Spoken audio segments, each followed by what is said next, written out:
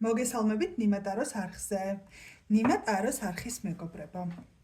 დღეს მე თქვენთან მოვედი ასეთი საჯარო გაშლით თემაზე გადადგამს ჩაფიქრებული პიროვნება თუ არა ნაბიჯს. ნახოთ, ვისაც ჩაიფიქრებთ, დაიწყებს თუ არა მოქმედებას და თქვენთან კონტაქტს. ისე როგორც თქვენ გსურთ. იყოს მოდი ორი ვარიანტი. პირველი ვარიანტი და მეორე ვარიანტი. ჩაიფიქრეთ პიროვნება და ვნახოთ, გადადგამს თუ არა ნაბიჯს. მოდით თუ ჩაიფიქრეთ. ახლა ვნახოთ პირველი ვარიანტით. დავიწყოთ. პირველი ვარიანტი ეს არის თასების 3.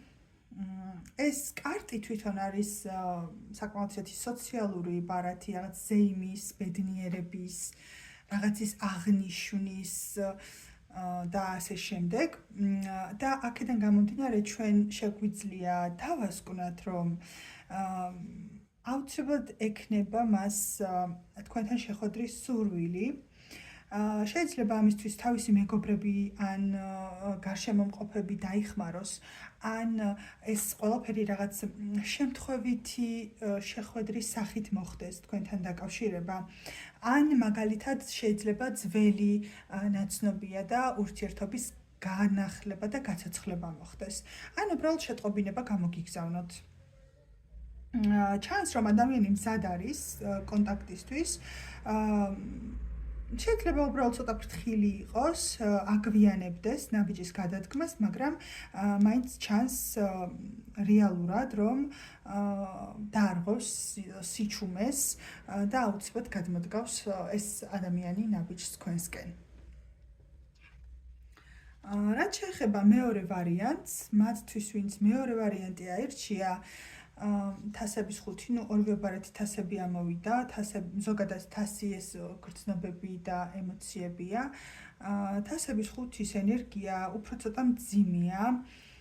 ეს არის რაღაც ემოციური დანაკარგი, მეტგაცრუება, რაღაცა ტკივილი, რომლისგანაც ვერ განთავისუფლდა ადამიანი, აი ძველ ტკივილში რომ არის ჩარჩენილი და იქედან რო ვერ ახერხებს, ანუ იმის დავიწყებას რო ვერ ახერხებს, სინანულის გრძნობა რო აქვს, შიში რომ აქვს, რომ აი არაფერი არ გამოვა აქედან.